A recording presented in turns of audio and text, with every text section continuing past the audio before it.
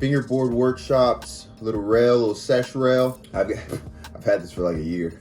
This is an amazing rail. I haven't had any problems with it really, other than on the flat bar, the square rail, it was user error. I messed up one of the screws and it broke off in there. I don't know if you guys could see that, but probably not, maybe so. It broke off in there. I just got to get it out, then I can use the square rail, but it didn't come like that. It worked perfectly fine. So right now, I like the round rail better anyway, so using the round rail, it's come in handy a lot. Let's go over feel of it. Feels amazing. I mean, you can hammer in nails with it if you want. You can use it. You can use it as a scraper to get ice off your car in the winter.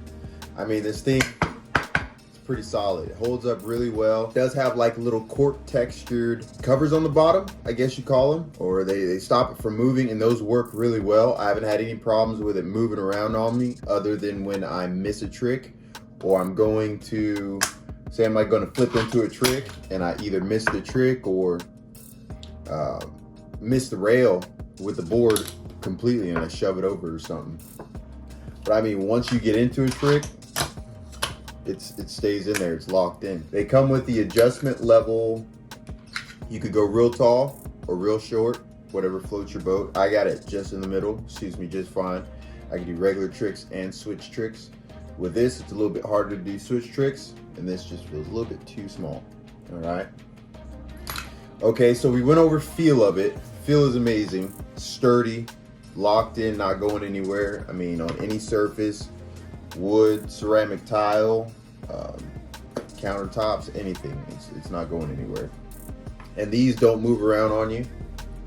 These right here, like those are snug in place. They're not moving around on you. I haven't waxed it at all. I haven't waxed this thing once. Nope, not since I got it, probably won't ever. I don't see the point in waxing stuff for fingerboarding. If you can't power through it, you're not grinding right. You're not doing with a fingerboard. Come on, man. I haven't waxed one thing, I don't think, ever with a fingerboard. But hey, I can't ever say that I won't, because you need it in some situations. But for right now, this wax does not need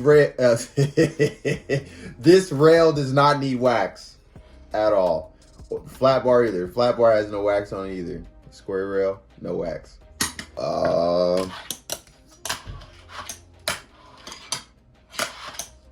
It's only like 50 bucks. Fingerboard work, 50, 60 bucks.